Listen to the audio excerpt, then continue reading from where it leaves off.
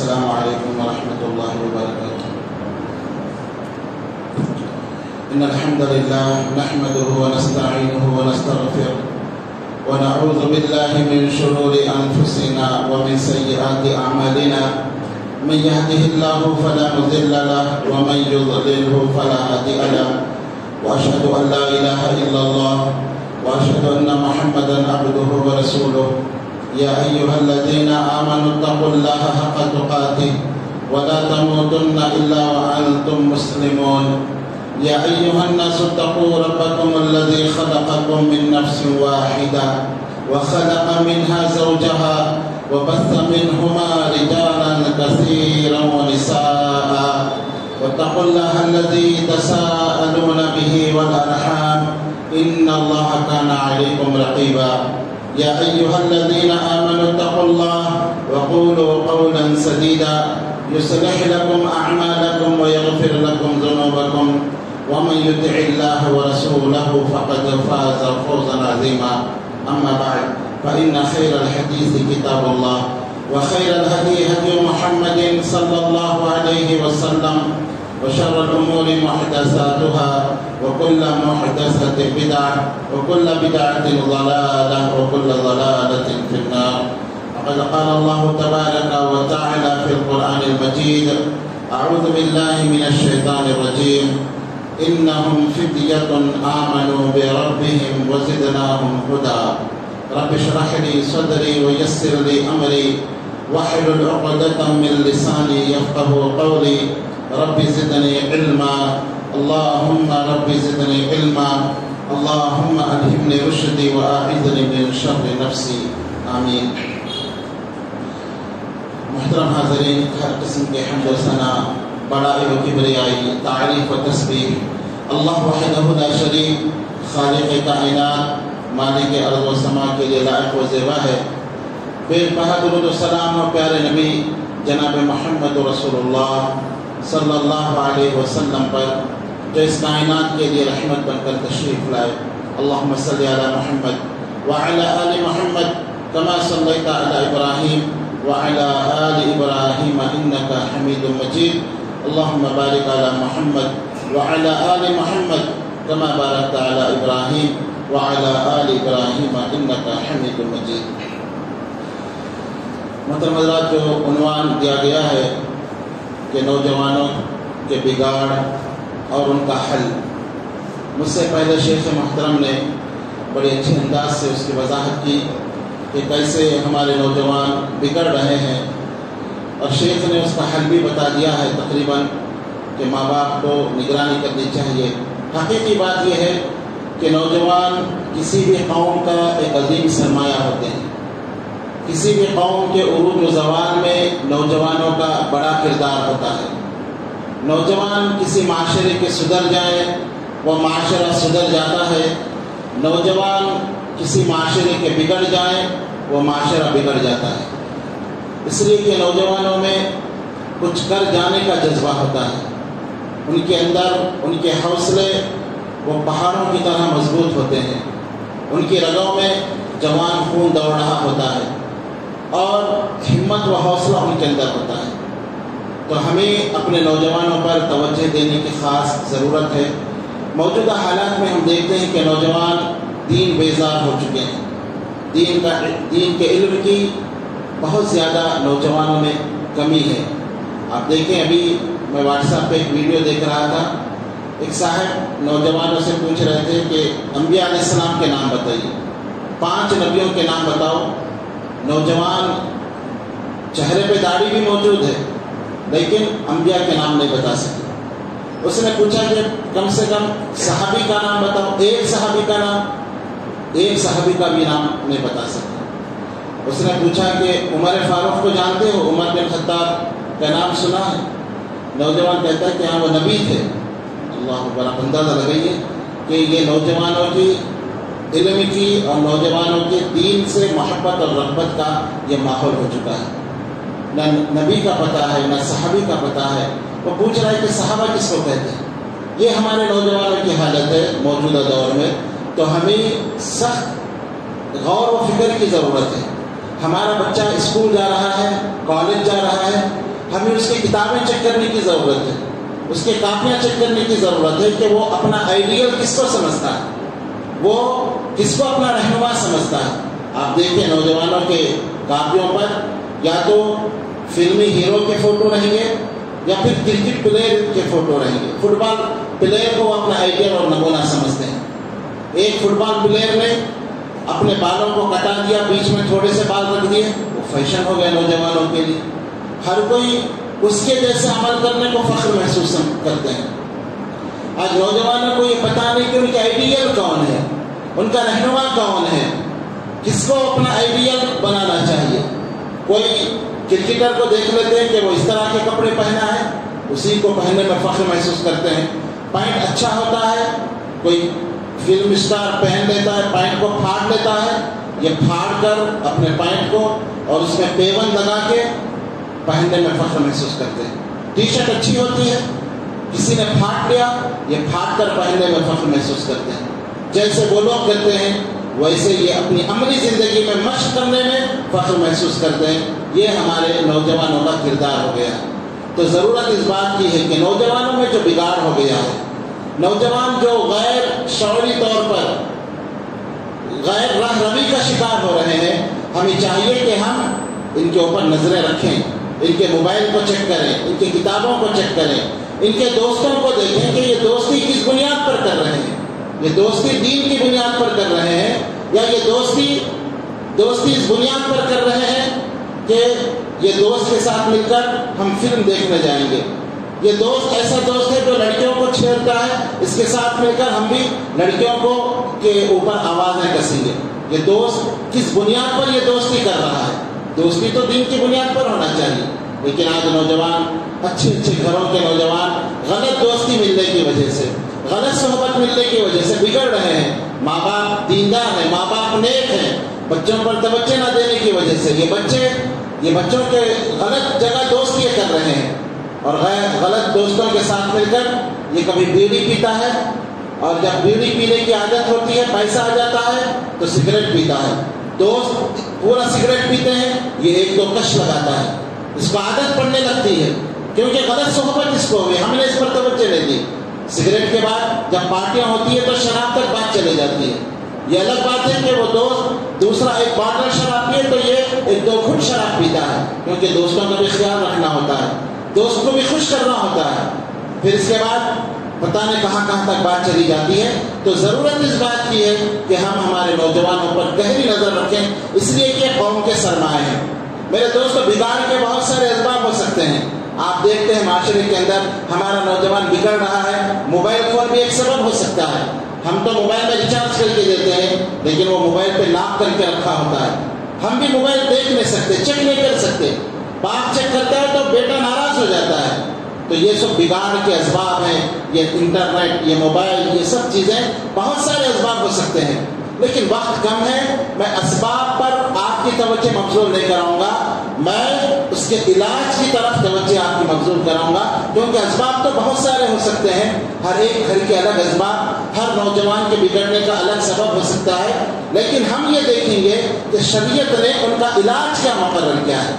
بلکہ شریعت نے جو علاج مقرر کیا ہے یہ صرف نوجوانوں کا ہی نہیں بلکہ معاشرے کے ہر فرد کا اس کے اندر علاج موجود ہے۔ میری بھی نجات کا اس کے اندر علاج ہے اور آپ سب کی نجات کا اس کے اندر علاج ہے۔ تو میں ایک حدیث آپ کے سامنے پیش کروں گا اور اللہ کی توفیق سے اس کی کچھ جو شرح کرنے کی کوشش کروں گا اگر وقت اجازت دے، تاکہ ہم اس حدیث کی مناسبت سے اس معاشرے کے علاج کو تلاش کریں۔ ہم میں سے ہر نوجوان اس حدیث پر عمل کرنے کی کوشش کرے، ہر بوڑھا، ہر بچہ، ہر فرد اس پر عمل کرے، تاکہ دنیا کی زندگی بھی بچ جائے اور آخرت میں بھی وہ کامیاب ہو جائے۔ یہ حدیث ترمذی کی ہے اور اس کے راوی امت کے جلیل القدر صحابی رسول، اس امت کے قدیم محدث ابو ہریرہ رضی اللہ عنہ اس کے راوی ہیں۔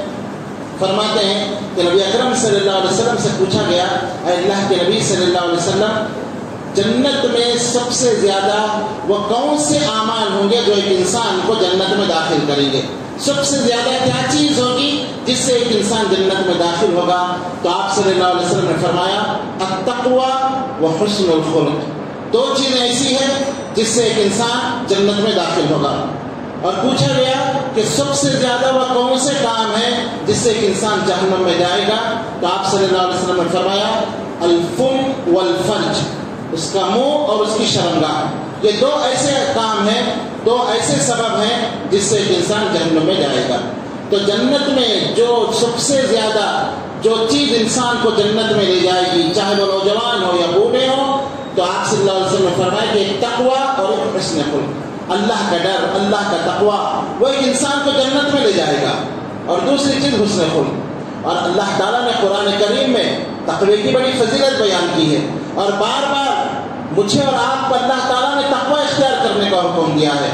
बल्कि अल्लाह की हमको एक ही वसीयत है कि हम अल्लाह का डर इख्तियार करें। अल्लाह ताला फरमाता है वलक़द वस्सैना अल्लज़ीना मिन क़ब्लिकुम व इय्याकुम अन इत्तक़ुल्लाह, कि ऐ लोगों हमने तुमको भी और तुमसे पहले जितने लोग इस दुनिया में आए सबको हमने एक ही नसीहत की कि वो हमारा डर इख्तियार करें, अल्लाह से डरे। और फिर खुतबे मसनूना में जो आयतें पढ़ी जाती हैं उस पर भी आप गौर करें। तक़वे का हुक्म है या अय्युहल्लज़ीना आमनू तक़ुल्लाह हक़्क़ तुक़ातिह, ऐ वो लोगों जो ईमान लाए हो अल्लाह से डरो जैसे उससे डरने का हक है। वला तमूतुन्ना इल्ला व अंतुम मुस्लिमून, तुमको मौत ना आए लेकिन मुसलमान बनकर मरना, इस्लाम की हालत में तुमको मौत आए। या अय्युहल्लज़ीना आमनू तक़ुल्लाह व क़ूलू क़ौलन सदीदा, ऐ लोगों अल्लाह का डर इख्तियार करो, अल्लाह से डर जाओ, और जब भी बात करो तो सीधी बात करो। युस्लिह लकुम आमालकुम, अल्लाह तुम्हारे आमाल को दुरुस्त करेगा। व यग़फिर लकुम ज़ुनूबकुम, तुम्हारे गुनाहों को माफ़ कर देगा। व मन युतिइल्लाह व रसूलह, जो अल्लाह और उसके रसूल की इताअत करेगा, फ़क़द फ़ाज़ फ़ौज़न अज़ीमा, वो बड़ी कामयाबी को हासिल करेगा। तो अल्लाह ताला ने यहाँ तक़वा इख्तियार करने का हुक्म दिया। और फिर मुत्तक़ियों को क्या मिलेगा?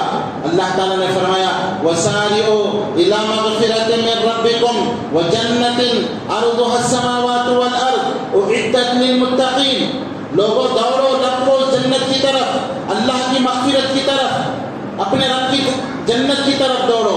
वो जन्नत की चौड़ाई कितनी है? वो जन्नत की चौड़ाई आसमान और ज़मीन के बराबर है।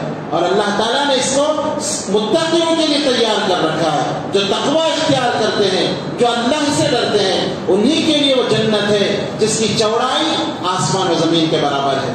लंबाई का पता नहीं कितनी लंबी होगी, चौड़ाई आसमान और ज़मीन के बराबर है। तो मेरे दोस्तों, ये तक़वा इख्तियार करने वालों की ये फजीलतें अल्लाह ताला ने कुरान के अंदर इरशाद फरमाई कि तक़वा इख्तियार करो, तक़वा इख्तियार करो। वयौम युहशरुल मुत्तक़ीना इला रहमानि वफ़दा, अल्लाहु अकबर। जो मुत्तक़ी रहेंगे, जो अल्लाह से डर कर जिंदगी गुजारने वाले रहेंगे, वो कल क़ियामत के दिन वफ़द की शक्ल में अल्लाह के पास आएंगे। लोग अपने अपने अमाल के मुताबिक मैदान महशर में रहेंगे। कोई ऐसे होगा कि अपने सर के बल चलता हुआ आएगा, पता नहीं क्या गुनाह क्या होगा। कोई चूंटियों की शक्ल में अल्लाह के पास आएगा, जो दुनिया में तकब्बुर करने वाले मुतकब्बिर लोग हैं, चूंटियों की शक्ल में आएंगे। जो सूद खाते हैं वो लोग ऐसे आएंगे जैसे शैतान ने उनको पकड़कर पागल कर दिया हो।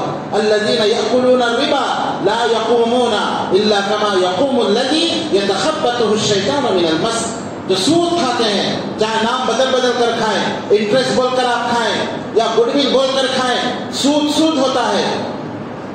अगर आप शराब की बातों पे जमजम लिख दें तो जमजम नहीं हो जाता। सूद का नाम बदलने से हुर्मत खत्म नहीं होती। जो सूद खाते हैं वो क़यामत के दिन ऐसे आएंगे जैसे किसी ने उनको जिन शैतान ने पकड़कर पागल कर दिया हो।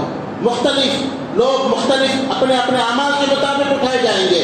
जो कुरान व हदीस का इनकार करने वाले, अल्लाह के नबी की हदीस बताने के बाद एराज करने वाले, वो अंधे बनकर उठेंगे। वो कहेंगे कि अल्लाह दुनिया में तो हम देखने वाले थे, हमको अंधा क्यों बनाया?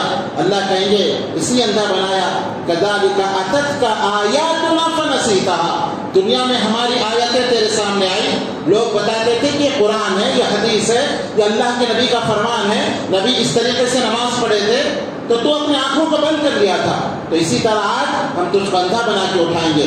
तो मुख्तलिफ अपने अपने अमाल के मुताबिक लोग कल क़यामत के दिन आएंगे, लेकिन जो तक़वे वाले होंगे, अल्लाह से डरने वाले लोग होंगे, कल क़यामत के दिन अल्लाह के सामने वफ़द की शक्ल में आएंगे। वफ़द किसको कहते हैं? وقت ایک ایسی جماعت کو جو گھوڑوں پر سوار ہو کر آئی ہو عزت کے ساتھ کہ یہ بادشاہ کا وقت آیا ہے، یہ بڑے لوگوں کا وقت آیا ہے، تو ایک عزت کے ساتھ یہ تقوی والے لوگ آئیں گے۔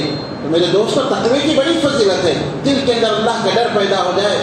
اللہ نے تقوی والوں کو کہا وہ اہل التقوی و اہل المغفرہ، جو اہل تقوی ہے وہی اصل میں اہل المغفرہ ہے۔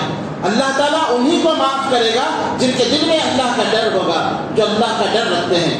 اور فرمایا سورہ رحمان میں اللہ تعالیٰ فرماتا ہے کہ کل قیامت کے دن اللہ سے ڈرنے والے کو اللہ تعالیٰ دو جنتیں عطا کریں گے۔ وَلِمَنْ خَافَ مَقَامَ رَبِّهِ جَنَّتَانِ، جو اللہ سے ڈرے گا اللہ تعالیٰ دو جنتیں اس کو عطا کریں گے۔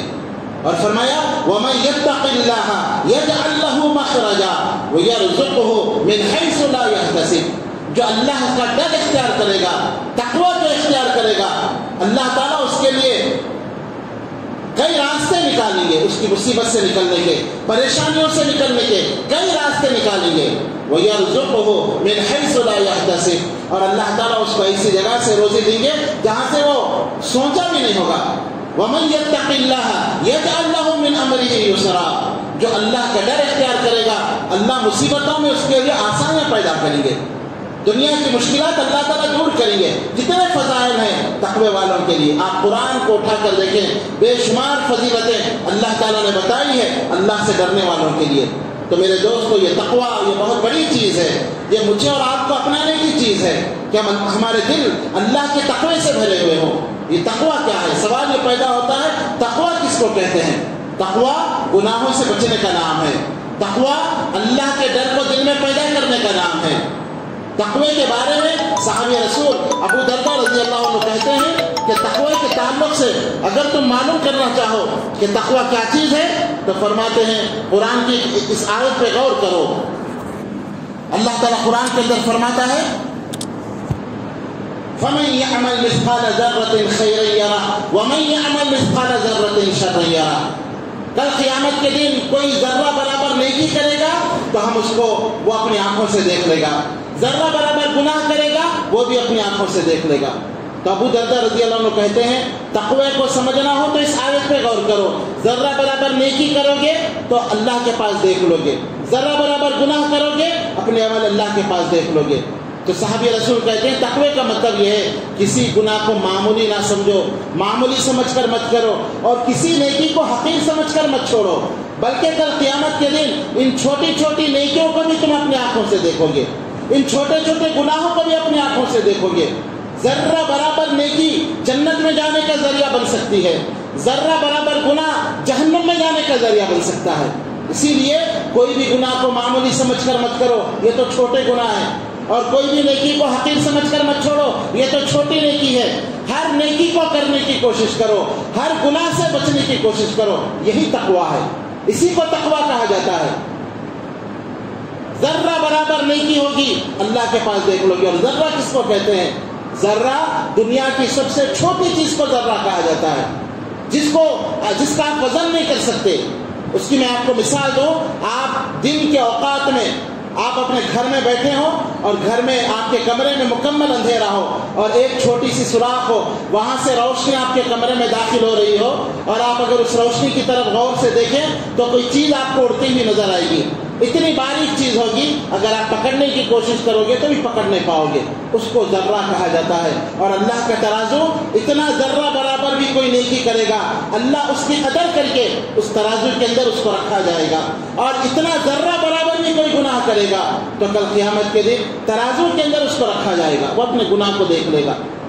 تو تقوی یہ ہے کہ ایک انسان دنیا میں گناہوں سے بچ کے زندگی گزارے، اور نیکی کا چھوٹا سا بھی موقع ہاتھ میں آئے تو وہ نیکی پر عمل کرے۔ عمر رضی اللہ عنہ نے ابی بن کعب رضی اللہ عنہ سے پوچھا کہ تقوی کس کو کہتے ہیں؟ تو ابی بن کعب رضی اللہ عنہ نے کہا اے امیر المومنین، کیا کبھی آپ نے ایسے راستے سے گزرا ہو جس کے دونوں طرف کانٹے دار درخت ہیں؟ تو کہا کہ بالکل میں ایسے راستوں سے گزرا ہوں۔ پوچھا کہ امیر المومنین آپ کیسے گزرتے ہیں ان راستوں سے؟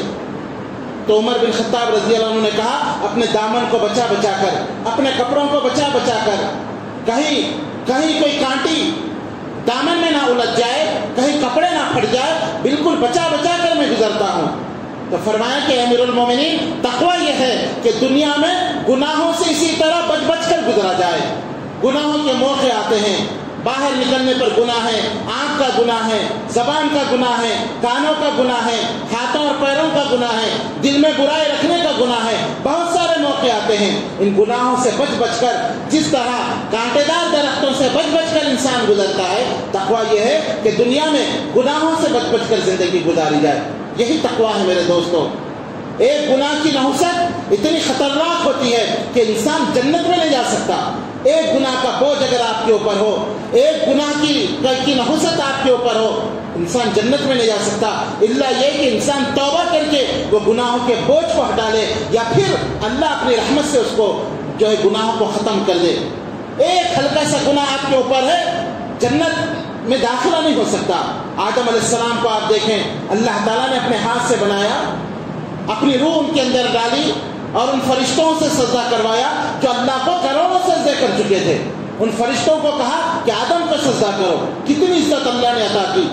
ان کی بیوی کو بنایا اور کہا کہ جنت میں جاؤ، جنت میں کھاؤ پیو موج مستی کرو، اچھی زندگی گزارو، لیکن دیکھو فلاں درخت کے پاس نہیں جانا۔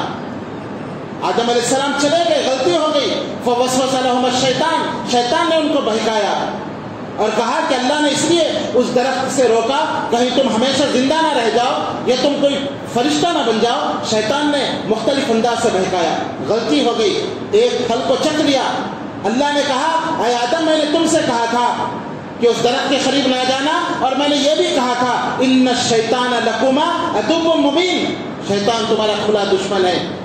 لباس ان کا اتر گیا، ایک گناہ کیے، چھوٹا سا گناہ، ان کا لباس اتر گیا، جنت کے پتے اپنے جسم سے باندھنے لگے۔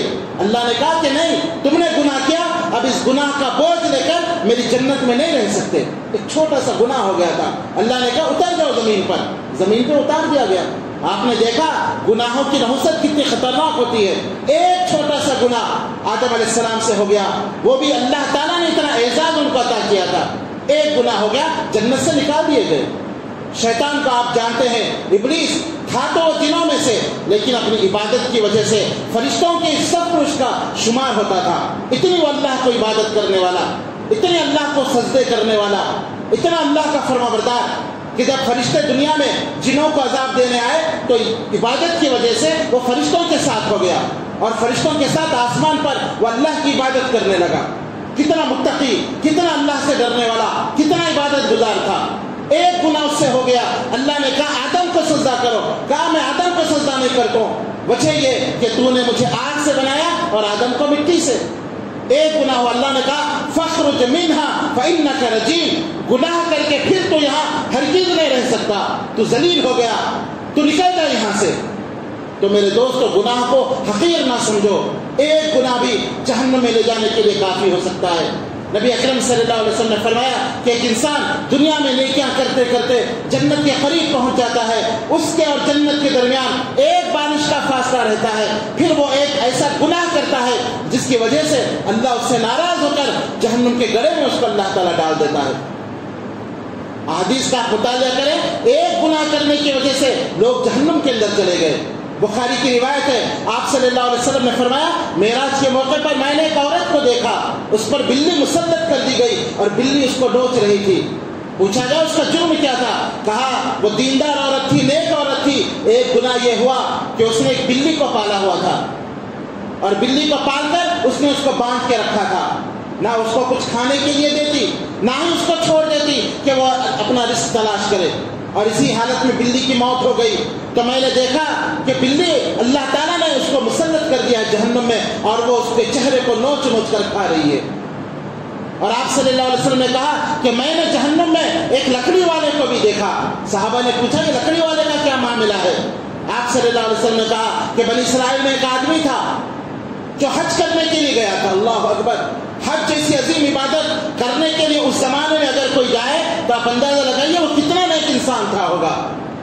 اس زمانے کی طرح آسانیاں نہیں تھی حج کرنے کے لیے، آپ یہاں فلائٹ میں بیٹھے اور 4-5 گھنٹے میں آپ مکہ چلے جائیں، نہیں۔ پہلے لوگ حج کرنے جاتے تو لوگوں سے مل کر جاتے کہ واپسی کی امید نہیں ہوتی، لمبا سفر ہوتا، کوئی پیدل جا رہا ہے، کوئی سواری پہ جا رہا ہے، کوئی سمندری راستے سے جا رہا ہے، راستے بھی جو ہے پرخطر ہیں، راستے محفوظ نہیں، دشمنوں سے، چوروں سے، ڈاکوں سے لٹنے کا ڈر ہے، امید نہیں ہوتی کہ انسان واپس آ جائے، اور لمبے لمبے سفر ہوتے تھے، سالوں سال بیت جاتے، کوئی اگر نکل کر حج کو جاتا۔ اور بعض سلف و صالحین کے تعلق سے آتا ہے کہ لوگ جب مکہ مکرمہ پہنچتے تو طواف کرتے ہوئے ایک دوسرے کا تعارف کرتے ہوئے پوچھتے کہ آپ کب نکلے تھے اپنے گھر سے؟ کوئی کہتا میں 10 سال پہلے نکلا تھا، کوئی کہتا میں 20 سال پہلے نکلا تھا۔ اور ایک محدث کے بارے میں آتا ہے، جب ان سے پوچھا گیا تو انہوں نے کہا جب میں گھر سے نکلا تھا پورے سر اور داڑھی کے بال کالے تھے، اور جب یہاں پہنچا تو پورے سر اور داڑھی کے بال پک چکے ہیں، ایک بھی بال کالا نہیں، پورے بال سفید ہو چکے ہیں۔ اتنا لمبا سفر کرنا وہ اللہ کے نیک بندوں کی علامت ہوتی تھی۔ تو وہ شخص اس زمانے میں حج کرنے کے لیے گیا اللہ کی رضا کے لیے، لیکن اس کی غلطی اس سے یہ ہوئی کہ اس کے ہاتھ میں ایک لکڑی ہوتی اور وہ لکڑی سے حاجیوں کے سامان کو چراتا تھا۔ جب کوئی دیکھتا تو کہتا کہ معاف کرنا، لکڑی غلطی سے اٹک گئی ہے۔ جب کوئی نہیں دیکھتا تو اس طرح اپنے ان کے سامان کو اس لکڑی سے چرا لیتا۔ تو آپ صلی اللہ علیہ وسلم نے کہا کہ اسی لکڑی کو ٹیک لگا کر وہ جہنم میں جل رہا ہے، ایک گناہ اس سے ہو گیا تھا۔ تو میرے دوستو، یہ گناہوں کی نحوست یہ بہت خطرناک ہوتی ہے۔ انسان گناہ کرے فوراً توبہ کر لے، گناہ ہوتے ہی توبہ کر لے، گناہ باقی رہ جائے، اس کی موت ہو جائے تو بڑا مشکل مرحلہ ہے۔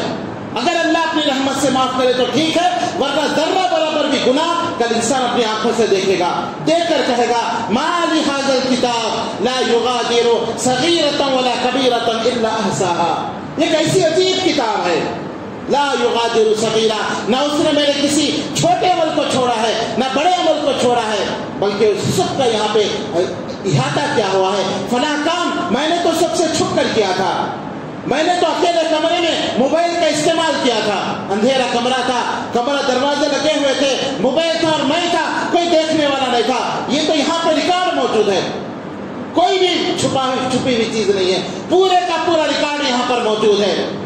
یہ عجیب کتاب ہے، کیسی کتاب ہے؟ اللہ تعالیٰ کہے گا اقرأ کتابک کفیٰ بنفسک اليوم علیک حسیبا، تیری اپنی کتاب ہے، تو یہ کتاب پڑھ لے اور فیصلہ کر کہ تیرے اعمال جنت والوں کی طرح ہے یا جہنم والوں کی طرح ہے۔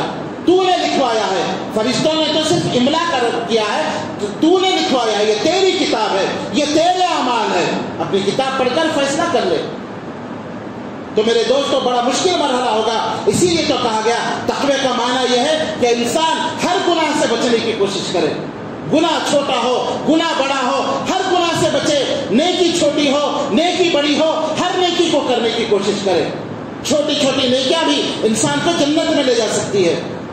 آپ صلی اللہ علیہ وسلم نے فرمایا کہ بنی اسرائیل کے ایک آدمی کا آپ نے ذکر کیا، بخاری کی روایت ہے، آپ نے فرمایا کہ معراج کے موقع پر میں نے ایک آدمی کو دیکھا کہ وہ جنت میں جو ہے درخت پہ جھولا جھول رہا ہے۔ صحابہ نے پوچھا کہ اس کے عمل کیا تھے؟ فرمایا کہ یہ جا رہا تھا، راستے میں اس پہ کانٹے دار درخت نظر آیا، تو اس نے سوچا پتہ نہیں کس کو تکلیف پہنچائے، اس نے اس درخت کو کاٹ دیا، کاٹ کر راستے سے ہٹا دیا تاکہ کسی کو تکلیف نہ پہنچے۔ اللہ تعالیٰ نے اس کے اس عمل کی قدر کی، اور پھر وہ درخت جنت میں وہ اللہ تعالیٰ نے شاندار درخت بنا دیا اور وہ اس پہ جھولے جھول رہا ہے۔ اللہ اکبر، ایک چھوٹی سی نیکی۔ آپ صلی اللہ علیہ وسلم نے فرمایا کہ میں نے جنت میں نیک لوگوں کی نیکیوں کو دیکھا تو راستے سے تکلیف دہ چیز ہٹانا یہ بھی نیکی لکھی ہوئی تھی۔ مسجد سے ایک تنکا اگر کسی نے اٹھایا، میں نے اس نیکی کو بھی اللہ کے رجسٹر میں دیکھا۔ چھوٹی سی نیکی ہے۔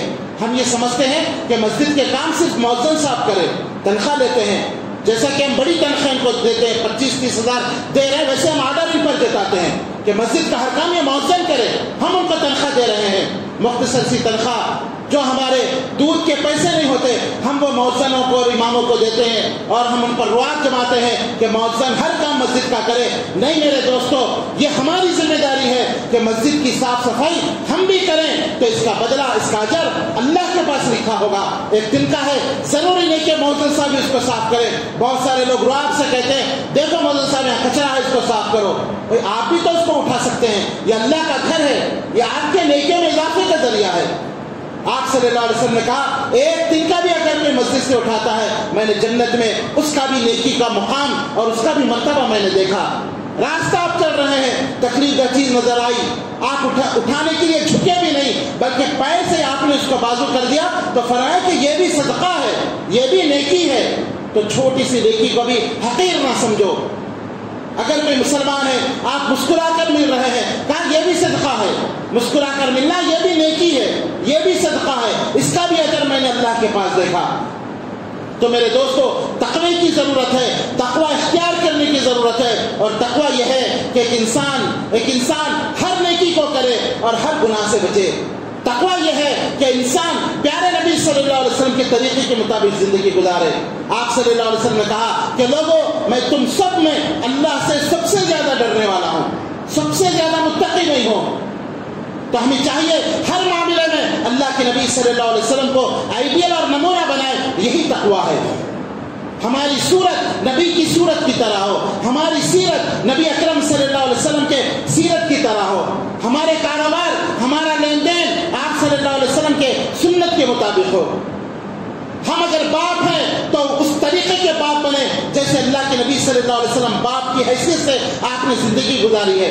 اگر ہم شوہر ہیں تو اس طریقے سے اپنی بیویوں کے ساتھ سلوک کریں جیسے آپ صلی اللہ علیہ وسلم امہات المومنین کے ساتھ سلوک کیا کرتے تھے۔ آپ ان کی مدد کرتے، آپ ان کے کام آتے، آپ اپنا کام خود کیا کرتے تھے، آپ گھر کے کام کاج کیا کرتے تھے۔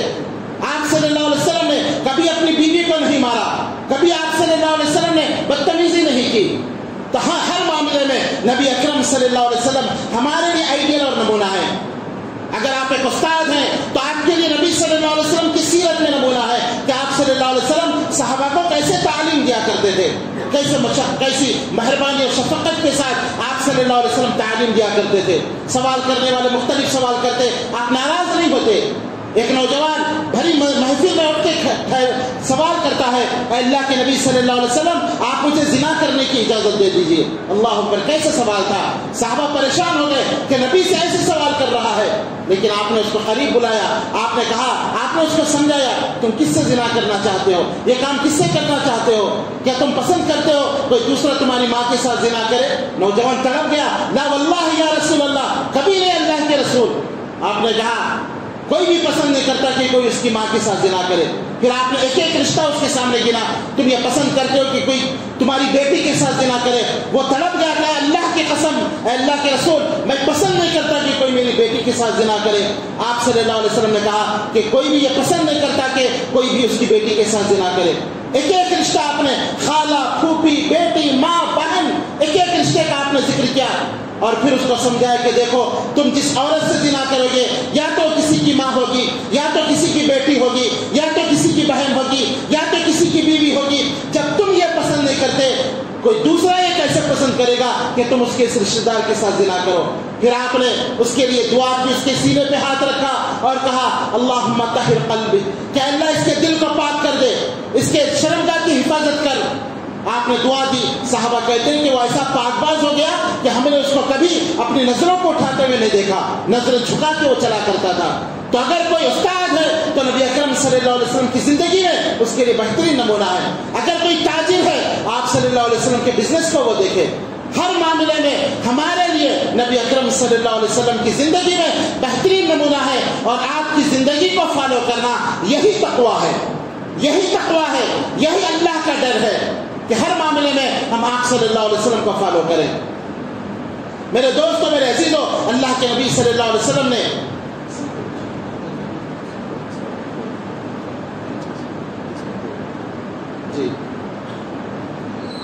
تو آپ صلی اللہ علیہ وسلم نے ہمیں مثال پیش کی ہے اپنی زندگی میں کہ لوگوں اگر متقی بننا چاہتے ہو تو مجھے دیکھو، یہی تقویٰ ہے۔ میرے دوستو، اللہ تعالیٰ نے قرآن کے اندر بہت سارے متقی لوگوں کی صفتیں بھی بیان کی ہے، آپ ان کو دیکھ کر تقویٰ اختیار کریں۔ قرآن میں ایک نوجوان نبی کا اللہ نے ذکر کیا ہے، یوسف علیہ السلام، نوجوان ہیں، خوبصورت ہے۔ تقویٰ ان کی زندگی کو دیکھ کر سمجھیں تقویٰ کس کو کہتے ہیں۔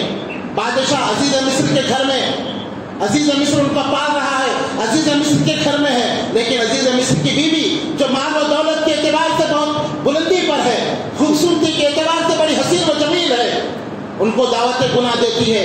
تقویٰ اس کا نام ہے۔ دروازے بند کر دیتی ہے، تنہائی ہے، کوئی دیکھنے والا نہیں، اور اگر اس عورت کی دعوت کو قبول کر لے تو ان کے لیے مال و دولت کی ریل پیل ہے، ان کو عہدے دیے جائیں گے، عورت اپنا سب کچھ ان کو دے دے گی۔ بڑی عزیز مصری کی بیوی ہے اور عورت کہتی ہے تلک، اے یوسف میری طرف دیکھو، میں بھی جوان ہوں، تم بھی جوان ہو، میں بھی خوبصورت ہوں، تم بھی خوبصورت ہو، مال و دولت کی ریل پیل ہے، عہدے و منصب میرے پاس ہے، میری بات سنو گے مالا مال کر دوں گی، عہدے دے دوں گی۔ یوسف علیہ السلام نے تنہائی میں بھی کیا کہا؟ معاذ اللہ، معاذ اللہ۔ یہ تقویٰ ہے کہ ایک عورت گناہ کی طرف بلائے اور ایک انسان یہ کہے کہ میں اللہ سے ڈرنے والا ہوں، میں یہ کام ہرگز نہیں کر سکتا، یہ تقویٰ ہے۔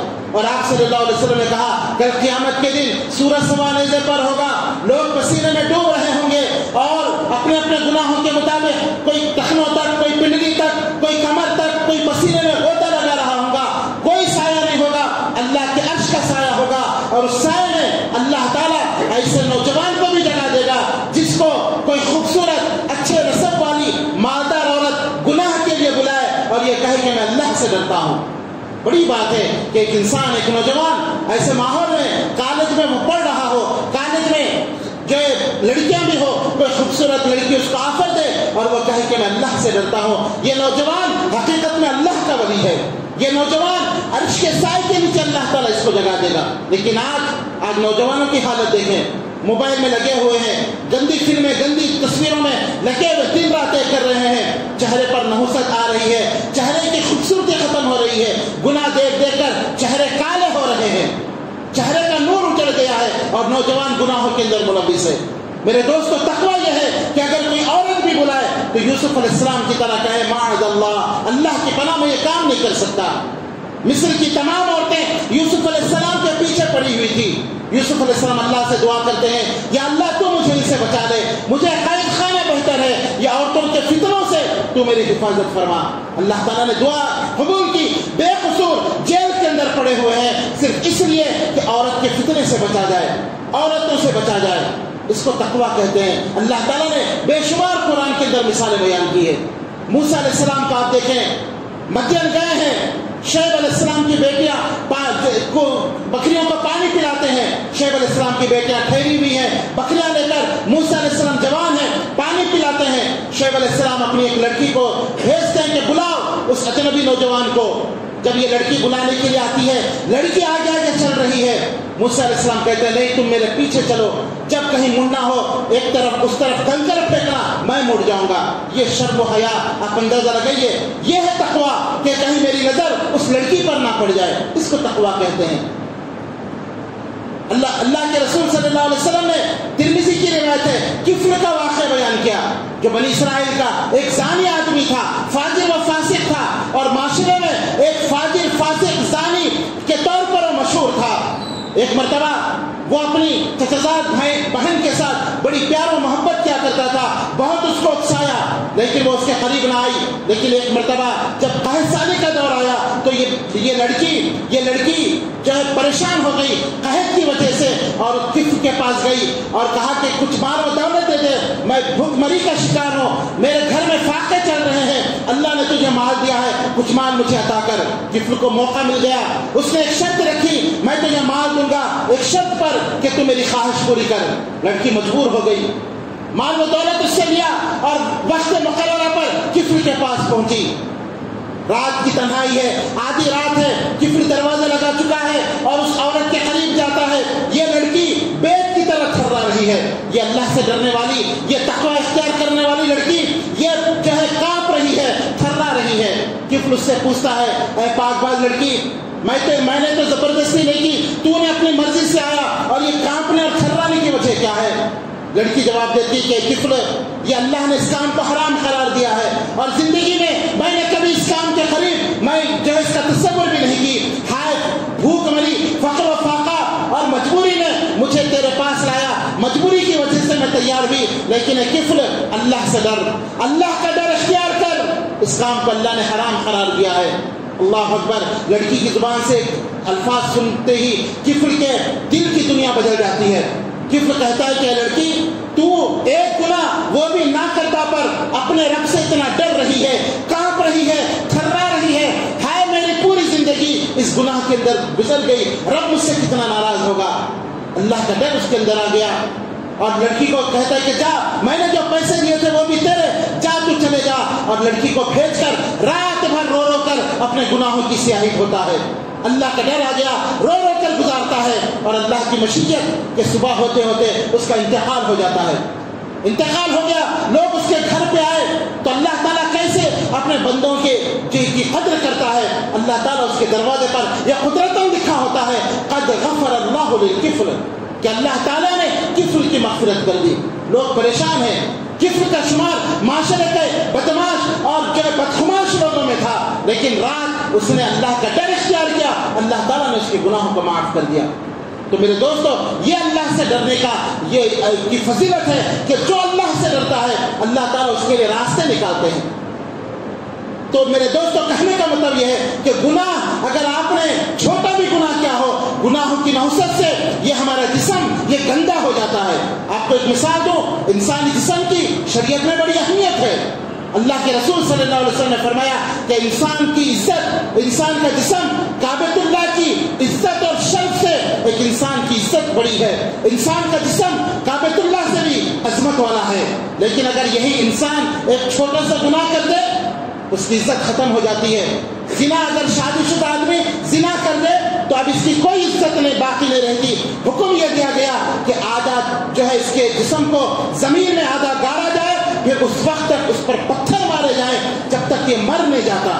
اللہ اکبر! آپ نے دیکھا ایک گناہ اس سے ہو گیا، اگر گناہ اس نے نہیں کیا تھا، اس کے جسم کی اتنی عزت تھی کہ آپ نے فرمایا کعبۃ اللہ کی جتنی عزت ہے یہ انسانی جسم کی اتنی عزت ہے، لیکن ایک گناہ اس سے ہو گیا کہ اس نے اپنے جسم کے ایک حصے کا، شرمگاہ کا غلط استعمال کیا۔ اب شریعت کہتی ہے اس جسم کی کوئی حیثیت نہیں، اس جسم کی کوئی ویلیو نہیں، اور اس کو ایسا سزا دیا جائے کہ دنیا کی سب سے خطرناک سزا کہ سنتے ہی انسان کے رونگٹے کھڑے ہو جائیں کہ اس کو آدھا جسم تک زمین میں گاڑ دیا جائے اور پتھر مار مار کر اس کو ختم کیا جائے، اس وقت تک پتھر مارا جائے جب تک یہ مر نہیں جاتا۔ ایک گناہ اس سے ہوا تھا میرے دوستوں۔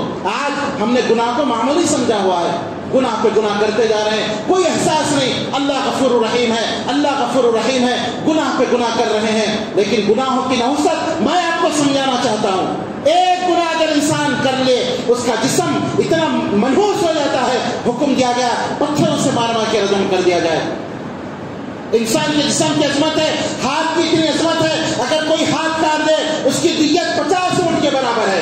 اگر کسی نے کسی کا ہاتھ کاٹ دیا تو 50 اونٹ اس کو دینا پڑے گا، لیکن اگر یہ ہاتھ چوری کر لے 3 دینار کے برابر، حکم یہ ہے کہ اس ہاتھ کو کاٹ دیا جائے۔ اب اس ہاتھ کی کوئی اہمیت نہیں، ہاتھ کو کاٹ دیا جائے گا۔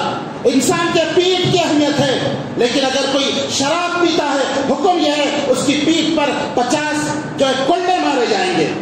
اگر کوئی کسی بے گناہ پر الزام لگاتا ہے، تہمت لگاتا ہے، اس کی پیٹھ پر 50 کلے مارے جائیں گے۔ گناہ کی وجہ سے انسان کا جسم نحوست آ جاتی ہے، منحوس ہو جاتا ہے، جب تک کہ وہ توبہ کر کے اللہ سے معافی نہ مانگ لے، پھر اللہ تعالیٰ اس کے جسم کو پاک و صاف کر دیتے ہیں۔ تو میرے دوستوں، کہنے کا مطلب یہ ہے کہ ایک انسان تقویٰ یہ ہے کہ ہر گناہ سے بچا جائے، ہر گناہ سے بچا جائے، اور اگر کبھی گناہ ہو جائے فوراً توبہ کر لی جائے، انتظار نہ کرے، فوراً توبہ کر لے، اپنے جسم کو گناہوں سے پاک کر لے، یہی تقویٰ ہے۔ بے شمار میرے دوستوں آپ کو حدیث کے اندر مثالیں ملیں گی۔ تو اللہ کے نبی صلی اللہ علیہ وسلم نے کہا 2 چیزیں ایسی ہیں جو انسان کو جنت میں لے جائے گی، ایک تقویٰ اور ایک اچھے اخلاق۔ یہ اگر ہمارے نوجوانوں کے اندر آ جائیں کہ اللہ کا ڈر، ہر وقت اللہ کا ڈر، گناہ کرتے ہوئے اللہ کا ڈر، تو پھر انسان سیدھے راستے پر چلے گا، اور پھر حسن خلق، اچھے اخلاق ایک انسان کے پاس ہو، اچھے اخلاق ہو۔ آپ صلی اللہ علیہ وسلم نے فرمایا ایک انسان اپنے اچھے اخلاق کی وجہ سے دن میں روزہ رکھنے اور رات بھر عبادت کرنے والوں کے اجر و ثواب کو پہنچ جاتا ہے۔ تو میرے دوستو وقت زیادہ ہو رہا ہے، اذان کا وقت ہو گیا ہے۔ کہنے کا مطلب یہ ہے کہ تقوی کی زندگی، آج ضرورت اس بات کی ہے کہ مجھے اور آپ تقوی کی زندگی اختیار کریں، اللہ کا ڈر ہمارے دلوں کے اندر آ جائے۔ اور تقوی یہ ہے کہ کوئی بھی گناہ کو چھوٹا سمجھ کر نہ کریں کہ یہ گناہ چھوٹا سا ہے، اس میں یہ کیا ہے، یہ چھوٹا سا گناہ ہے، اور کوئی بھی نیکی کو معمولی سمجھ کر نہ چھوڑے۔ یہی اصل میں تقوی ہے۔ गुनाह छोटा ही क्यों ना हो ये आपको जहन्नम में ले जा सकता है, नेकी छोटी क्यों ना हो ये आपको जन्नत में ले जा सकती है। यही असल तकवा है और अल्लाह ताला यही चाहते हैं कि इंसान तकवे के मुताबिक जिंदगी गुजारे। बार बार हमको ये हुक्म दिया गया कि लोगों तकवा इख्तियार करो, तकवा इख्तियार करो। और अगर इंसान होने की हैसियत से कोई गुनाह हमसे हो जाता है, हम इंतजार न करें, फौरन रुजू इल्लल्लाह हो, तौबा व इस्तिग़फ़ार करें, अल्लाह के पास आए, गिड़गिड़ाएं, माफी मांगे। अल्लाह गफूर रहीम है, अल्लाह माफ करने वाला है, इंतजार ना करें। इसीलिए कहा कि या अय्युहल्लज़ीना आमनू, ऐ ईमान वालो, तौबा की तरफ लपको, जल्दी करो, तौबा करने में देर ना करो, बल्कि जल्दी जल्दी करो। पता नहीं इसलिए देर ना करो कि मौत कब आ जाएगी, और इस हालत में अगर तुम चले जाओगे, बगैर तौबा के चले जाओगे, तो फिर ये तुम्हारा जिस्म जो गुनाहों की वजह से नापाक हो चुका है, फिर या तो इसको जहन्नुम में जला जला कर पाक किया जाएगा, फिर जन्नत में डाला जाएगा, या फिर अल्लाह अपने रहमत से माफ करे। ये दो ही तरीके होंगे, वरना मेरे दोस्तों ये जिस्म जन्नत में दाखिल होना बड़ा मुश्किल है। और अगर इंसान शिर्क करके मरा, फिर उसके लिए तो हमेशा जहन्नुम है। वमन युश्रिक बिल्लाह फक़द हर्रमल्लाहु अलैहिल जन्नह व मअवाहुन नार वमा लिज़्ज़ालिमीना मिन अंसार। जो शिर्क करके मरेगा उसको हमेशा हमेशा के लिए उसका ठिकाना जहन्नुम है, जन्नत हराम है, और ऐसे जालिमों का कोई मददगार नहीं होगा। और बिदअत करके कोई मरा, वो भी हमेशा के लिए जहन्नुम में रहेगा। आज नौजवानों में बहुत सारी बिदअतें आ गई, दीन के नाम पर बिदअतें करना और गैर जरूरी रस्म रिवाज करना, ये नौजवानों का वतीरा बन चुका है। तो मेरे दोस्तों, मेरा जो अनुमान था, नौजवानों में बिगाड़ के बहुत ज्यादा असबाब हो सकते हैं। उनका इलाज वो दो चीजें हैं जो हदीस में नबी अकरम सल्लल्लाहु अलैहि वसल्लम ने बताया कि ये दो चीजों की वजह से बहुत सारे लोग जन्नत में जाएंगे। एक तकवा है और एक हुस्न खुल्क है। और मैंने मुख्तसर तकवे की तारीफ करने की मैंने कोशिश की है।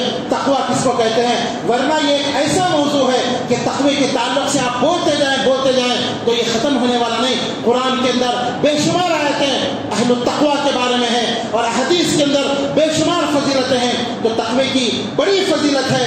तो मेरे दोस्तों, मुख्तसर ये कि गुनाहों से बचा जाए, नेकियों पर अमल किया जाए, यही तकवा है।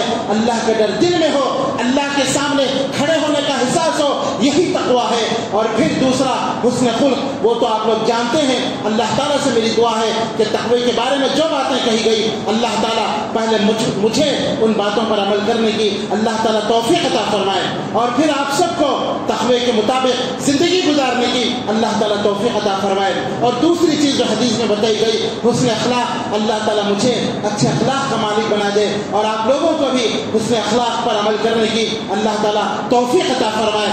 और दो चीज़ें जो बताई गई जिसकी वजह से इंसान जहन्नम में जाएंगे, हदीस में आपको याद है वो दो चीज़ें क्या है?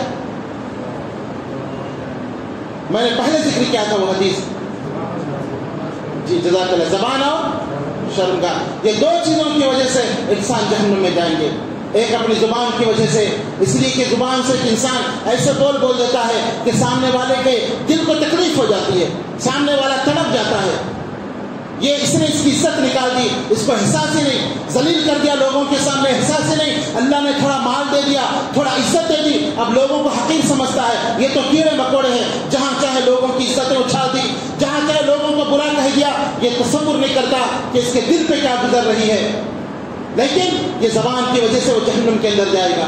जबान की वजह से किसी को गाली दी होगी, किसी को बुरा भला कहा होगा, अल्लाह ताला इसने नहीं किया, उसको दे देंगे। और फिर एक हदीस में आप सल्लल्लाहु अलैहि वसल्लम ने फरमाया कि इंसान अपनी जुबान से एक जुमला बोल देता है और उसका अहमियत नहीं देता, बोलकर भूल जाता है, लेकिन अल्लाह के नज़दीक वो इतना बुरी बात होती है, इतनी बड़ी बात होती है कि अल्लाह ताला उस एक जुबान की वजह से उस पर नाराज होता है। और कब तक नाराज रहता है? इला यौमि यल्क़ौना, क़यामत में उसकी मुलाकात तक अल्लाह उस पर नाराज रहता है। इसने तो भूल गया, बोला और भूल गया, लेकिन अल्लाह की नाराजगी क़यामत के दिन उससे मुलाकात तक रहती है। और इस एक जुमले की वजह से अल्लाह ताला जहन्नम में 70 साल की मसाफत की गहराई में अल्लाह ताला उसको फेंक देता है। एक जुमला कह दिया था, जबान से बोल दिया, भूल गया, अल्लाह की शान में गुस्ताखी कर दी, या कोई ऐसा जुमला कह दिया, दीन का मजाक उड़ा दिया, शरीयत का मजाक उड़ा दिया, परवाह नहीं है उसको। लेकिन अल्लाह ताला को इतनी बुरी बात मालूम होती है कि उससे मुलाकात तक अल्लाह उस पर अपनी लानत اور غضب نازل کرتا رہتا ہے۔ تو میرے دوستو زبان سوچ کر بولنا چاہیے۔ اور دوسری شرمگاہ کہ ایک انسان اگر غلط استعمال کرے اس کا تو پھر اللہ کے نبی نے فرمایا یہ دو چیزیں ہیں جو انسان کو جہنم میں لے جائے گی۔ اللہ تعالیٰ سے میری دعا ہے کہ اللہ تعالیٰ ان دو چیزوں کی حفاظت کرنے کی مجھے اور آپ کو توفیق عطا فرمائے، اور اللہ تعالیٰ ہمیں وہ کام کرنے کی توفیق دے جس سے اللہ تعالیٰ ہم سے راضی اور خوش ہوتا ہو، زندگی بھر اس کی رضا والے کام کرنے کی اللہ مجھے اور آپ کو توفیق عطا فرمائے، اور اللہ تعالیٰ